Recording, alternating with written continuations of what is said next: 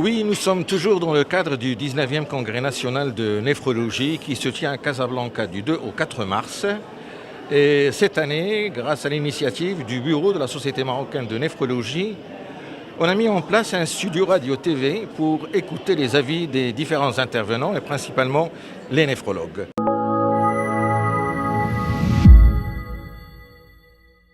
Avec moi, Dr Fatihi El Mustafa, marhaban, ancien professeur à la faculté de médecine de Casablanca, il est néphrologue. Il a eu une expérience assez importante dans le secteur médical, c'est qu'il a investi, il a créé une clinique privée dans le centre libéral. Donc on va essayer de lui demander quel est son avis dans l'investissement dans le secteur de la santé au Maroc pour plus d'éclaircissement pour tous les collègues. Merci. En fait, je devrais parler, c'est à partir de ce qu'il y a dernièrement, l'intérêt de l'association des investisseurs à la pratique de la santé au Maroc. Absolument. Depuis la loi 131/13, elle a ouvert en fait le droit à un investissement étranger et marocain, autre que médecin, de faire des cliniques et de s'investir dans le domaine de la santé. Après maintenant, je dirais 5 ans, 6 ans, on voit le fruit, c'est-à-dire il y a de l'argent qui était à l'extérieur, qui est investi dans la santé. On voit l'apparition d'une nouvelle structure et de structures de référence, franchement, à l'image de ce qu'il y a en international, ou parfois mieux que ce qui se passe en international, parce qu'on a eu beaucoup de remarques des médecins et des praticiens étrangers qui sont chez nous. Et je dirais tout ça pour l'intérêt du citoyen. Un Marocain aujourd'hui a le droit, effectivement, d'être traité dans des structures en normes internationales, franchement, et dans toutes les disciplines. Ça a encouragé pas mal de groupes de s'investir. Moi, j'ai fondé avec le groupe français Elsan la clinique Ville Verte. En fait, j'avais fondé la clinique Ville Verte avec des amis marocains. Et après, on était rejoint par le groupe Elsan, qui est le deuxième groupe d'investissement français privé, voilà, dans le domaine de la santé. Et il y avait un apport qui est considérable, avec des normes considérables. J'avais géré cet établissement pendant 3 ans. Et maintenant, l'établissement appartient au groupe Elsan à 100%, qui est un groupe de référence. J'avoue que c'était un défi parce qu'il va falloir appliquer les normes internationales et de l'autre côté s'aligner à une tarification nationale marocaine. Et c'est un peu difficile sur le plan budget, sur le plan finance. À chaque fois, moi, en tant que directeur médical, on me rappelait la problématique de serrer un peu la ceinture, de savoir une façon de gérer, bref, de s'adapter au contexte. Et j'avoue que pour ces types d'investissements, je dirais, aux normes internationales, il est un peu maintenant difficile, avec ces tarifications, de voir le long terme. Sauf que... oui. Vous parlez de la tarification actuellement en vigueur. Tout à fait. La tarification nationale de référence, qui doit être normalement revue. Alors, je prends l'exemple le plus simple, c'est la réanimation. Par exemple, une réanimation à 1500 dirhams n'est plus valide. Rien qu'en voyant la consommation d'oxygène par un patient de réanimation, ça valait ça. C'est des box de réa qui coûtent cher, avec des plafonniers, avec un traitement d'air, avec tout ce qui accompagne tout ça. Donc il est impossible de sortir avec je dirais pas un bénéfice, non, d'être équitable, au moins sur le plan financier. Tout à fait. Mais de l'autre côté, cet investissement étranger, je vois qu'à part le groupe Elsan, je n'ai pas vu d'investisseurs autres qui sont entrés au Maroc pour s'investir, mais il y a des Marocains, et ça, je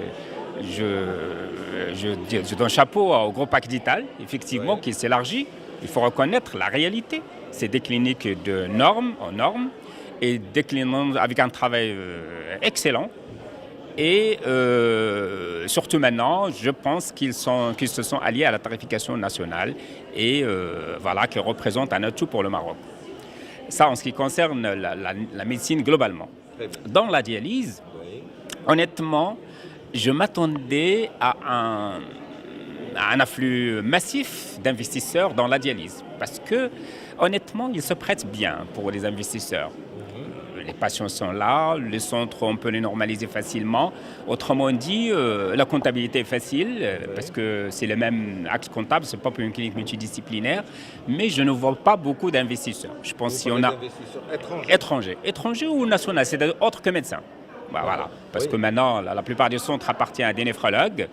Bon, on reste avec son budget, voilà, ça reste des centres de néphrologues. Une villa ou un bâtiment, bref, c'est des petits centres avec une moyenne, je dirais, de 10, 15 lits, 20 lits, 20 box de dialyse maximum. Mais il y avait le groupe, je pense, Diaverum, qui a maintenant acquis 4 centres ou 5 centres de dialyse, mais je dirais, ça c'est un avis personnel, c'est un investissement qui est pour l'instant timide. Il y avait une tentative par Fresenius Medical Care, mais a priori, à ma connaissance, à la date d'aujourd'hui, il n'y a pas d'acquisition du centre. Mais je m'attends, personnellement, dans les années à venir, à ce qu'il y ait des groupes marocains ou étrangers qui prennent la majorité des centres de dialyse, puisqu'ils sont faciles à normaliser. Autrement dit, on ne va pas s'échapper à ce qu'il y a au monde. Ce qui s'est passé il y a une dizaine d'années, par exemple en France, va arriver au Maroc. La même chose. Un regroupement des centres de dialyse. Exactement. C'est-à-dire, peut-être les néphrologues restent, mais il y aura une labellisation. Autrement dit, on va changer la peinture, on mettra un label, mais le néphrologue, il est là. Et donc, le néphrologue fait son travail de néphrologie tout court. Par contre, la société mère s'occupera de tout ce qui est gestion, de tout ce qui est achat de matériel, de tout ce qui est administratif. Est-ce qu'on peut imaginer, pour donner un conseil aux jeunes néphrologues, qu'ils se regroupent en une société où ils créent un grand centre de néphrologie dialyse? Le meilleur aujourd'hui conseil que je donne aux néphrologues, aux jeunes néphrologues, c'est d'associer à 3, 4, 5 néphrologues pour qu'il y ait un travail, parce que la loi exige qu'il y ait un néphrologue en permanence pendant la séance de dialyse, et donc pour qu'il y ait sur le plan investissement qu'il soit partagé pour 4 ou 5, le recrutement sera 5 fois plus, la prise en charge sera 5 fois meilleure, et donc même si une société concurrentielle vient, c'est difficile de concurrencer les néphrologues, puisqu'il est dedans, dans son métier. Donc moi je dirais, la meilleure des choses, c'est l'association des néphrologues, ça c'est l'idéal. Mais je ne la vois pas en pratique, parce que je vois pas mal de jeunes qui ouvrent, chacun ouvre dans son coin. Bon, je pense dans l'avenir, ça va être difficile. Et les normes des centres de dialyse sont de plus en plus hauts. Et maintenant, il y a des normes qui vont sortir bientôt. Voilà, c'est avec des commissions qui sortent à chaque fois pour les inspections. Il y aura probablement des mises en demeure ou des fermetures de centres qui ne sont pas dans les normes actuelles. Bref, beaucoup de choses se planifient. À votre avis, pourquoi l'État n'encourage pas à ce qu'il y ait ces regroupements? L'État n'est pas contre, puisque l'État a émis la loi, la 131-13. Il y a des normes de centre de dialyse publiées en 2003 qui sont un peu caduques et qui sont en train d'être revues. L'État n'est pas contre. S'il y a maintenant 10 néphrologues qui veulent se réunir et faire un centre de dialyse ou un hôpital de dialyse carrément, ils peuvent le faire. Alors, docteur Fatihi El Mustafa, on va passer à un autre sujet. Vous qui étiez un ancien universitaire, quelle est la place ou l'importance de la formation médicale continue, notamment d'un congrès comme le 19e congrès de la Société marocaine de néphrologie? Je pense que la formation médicale continue ne doit pas être un choix. Elle doit être une obligation et une nécessité. Et à mon sens, il va falloir qu'il y ait une réévaluation permanente du diplôme de médecin. Je peux aller même plus loin. Si je suis médecin en 2000, rien ne prouve aujourd'hui que je suis médecin en 2023. Absolument. Donc les choses évoluent, les prescriptions évoluent, les normes évoluent, les recommandations évoluent, la recherche scientifique évolue. Et par conséquent, je pense que c'est une obligation de s'adapter à ce qu'il y a actuellement. Le Maroc, on a pris de retard, mais je pense que les textes sont en cours d'élaboration, ça je suis convaincu. Et c'est une petite anecdote, en février 2000, on avait organisé un congrès arabo-africain à Marrakech. Et j'étais étonné parce qu'il y avait une collègue, néphrologue de Liban. Il devait partir un peu avant la fermeture, avant la clôture du congrès, et il a exigé avoir son attestation. On lui disait, on va vous envoyer par DHL. Ben, il a complètement refusé. Et elle m'a dit qu'au Liban, dans le temps, en 2000, si tu n'as pas 3 congrès par an, si tu n'es pas venu à 5 revues, l'Ordre national des médecins te retire le diplôme. Tu n'as plus le droit d'exercer. Et je parle de l'an 2000. Maintenant, en 2023. Ce n'est pas le cas au Maroc aujourd'hui. Mais je pense que c'est une obligation de la formation médicale continue. Les évaluations des pratiques professionnelles doivent rentrer en vigueur. Et je pense qu'on a mis beaucoup de retard dans ce sens. Et quelle est votre opinion de l'action que fait la Société marocaine de néphrologie dans le domaine des maladies rénales? C'est toujours un leader, la Société marocaine de néphrologie. Ce thème a été débattu d'évaluation des pratiques professionnelles au ministère avec le bureau de la Société marocaine de néphrologie en 2012, en 2013 au ministère. Là, au ministère, on nous a dit que c'est trop tôt pour que ça soit le précurseur de ces EPP dans la médecine globalement. Je me rappelle, on était en réunion au ministère et le secrétaire général nous a dit que c'est encore tôt pour le Maroc. Effectivement, on trouve qu'on a mis du retard pour ça. On a eu du retard. Alors passons à autre chose qui est très important. Vous qui êtes néphrologue et vous ne cessez de le répéter, pour l'état de maladie en insuffisance rénale terminale, il y a 2 façons de traiter, soit la dialyse qui se fait, l'hémodialyse, soit la dialyse péritonéale, ou le meilleur choix, c'est la greffe rénale. J'imagine que nous sommes relativement en retard au Maroc. Alors, comment développer la greffe rénale au Maroc? Alors, effectivement, en ce qui concerne les thérapies rénales, je pense que les néphrologues aujourd'hui, en tout cas les anciens, ils sont aujourd'hui ils sont heureux par rapport aux années 90. Nous avions commencé en 90. Oui. Et notre rêve s'est réalisé. Ça veut dire que tout citoyen aujourd'hui qui nécessite la dialyse pourra être dialysé. Ça pour la dialyse. On n'avait pas ça dans le temps. Et donc, il pourra être traité. Voilà. Donc, on passe maintenant à la généralisation de la dialyse a été faite. Maintenant, on passe aux thérapies et à la qualité de vie. D'accord. Au monde entier, la transplantation rénale, la greffe rénale fait partie du traitement de l'insuffisance rénale. C'est le traitement idéal. Au Maroc, je dirais que les équipes avant nous avaient commencé très tôt, en 86, en 90, on greffait assez. Maintenant, il y a pas mal de centres qui greffent à Casablanca, à Rabat, à Fès, à Marrakech, partout. Bientôt à Agadir, donc on greffe partout. Par contre, personnellement, ce n'est pas ce qu'il faut. Ce n'est pas 5 greffes ici, 10 greffes là qui résolvent la problématique. Absolument. Pour moi, je redis ce que je dis depuis une quinzaine d'années. Le Maroc a besoin d'un institut national de greffe d'organes et du tissu. Ou fondation, ou une agence, bref, c'est-à-dire un seul institut qui doit être à Ben Slimane, notre Casa Rabat, le grande ville. Toutes les villes sont à 2 heures de route ou 3 heures de route de Ben Slimane. Donc la greffe n'est jamais une urgence. Et là, on mettra un institut où il y a la haute technologie. On parle de donneurs vivants, de donneurs cadavériques, c'est-à-dire qu'il faut lui offrir le maximum de ce qu'il y a dans les soins.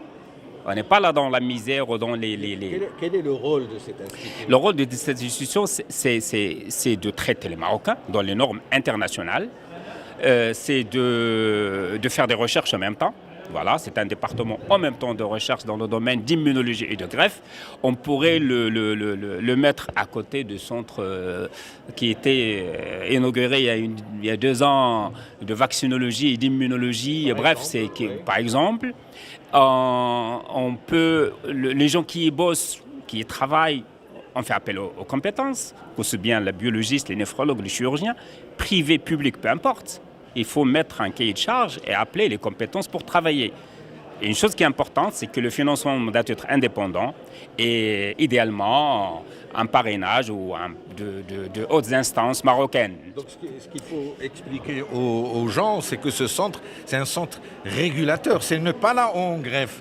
Lui, il régule, si, en greffe. Ça va être en même temps le centre formateur et régulateur et là on greffe. Là, mais on greffe dans les CHU, dans les différents... Vous voyez, on greffe, le fait, moi, qu'on me dit que j'ai greffé 2 malades à Casablanca ou 5 malades à Casablanca, et on me dit que j'ai greffé 3 à Oujda, c'est pas ça le problème du Maroc. Il faut que la greffe soit routinière, c'est-à-dire un travail de tous les jours.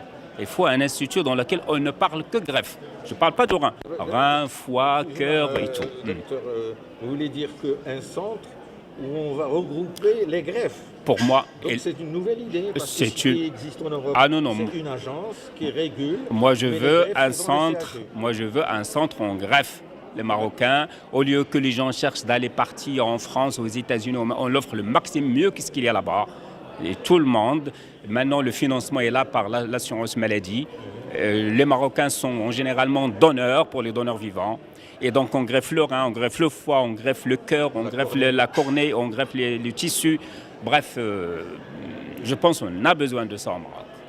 Et c'est une fois qu'on arrive à greffer, voilà, on parle des milliers à ce moment-là, des milliers de greffes, on peut dire qu'on est un centre greffeur. Mais pas 3, 4, 5, 10 par an, c'est pas ça Docteur Fatihi, votre idée elle est un petit peu révolutionnaire. Dans tous les pays du monde, il n'y a pas un centre où on greffe, mais il y a plusieurs CHU, on fait des greffes. Peut-être il y a des centres d'excellence, un pour le cœur, l'autre pour le rein et la cornée, mais il y a des agences. Par exemple, en France, il y a l'agence française, en Tunisie, en Belgique. Donc, oui, mais tous les pays avaient commencé comme ça. On commence d'abord par des centres de référence qui greffent. Une fois qu'on a le centre de référence d'excellence où tout le repli va venir ici, c'est-à-dire moi maintenant j'accepte mal qu'un patient dialysé chez moi me dise je vais aller me faire greffer en France. Ou je ne l'accepte pas. Pourquoi? Parce qu'ici, il y a un manque de moyens, ici, on va faire la radiologie, aussi, on va dû payer, d'avancer les frais. Vous voyez, des choses comme ça qui bloquent. Moi, je suis pour l'excellence et la greffe d'organes. Vous savez, un donneur ne doit pas normalement subir il n'est pas malade. Et donc, il doit être pris en tant que donneur. Même, oui, au CHU, on essaie au maximum de le prendre, mais ça reste un CHU, là où il y a les patients, là où il y a les malades, là où il y a les urgences. Vous voyez ce que je veux dire? Donc, ça, c'est mon point de vue, en fait. En tout cas, merci Dr Fatihi Moustapha. Nous sommes toujours dans le cadre du 19e Congrès national de néphrologie. Il y aura d'autres invités et essentiellement, notre thème, c'est d'encourager le don et la greffe d'organes. Et ce que vient de dire Dr Fatihi, une nouvelle idée, c'est qu'il y ait un centre de référence d'excellence où il y a les meilleurs greffeurs. Mais cela, il faut que la population marocaine fasse plus de dons. Merci.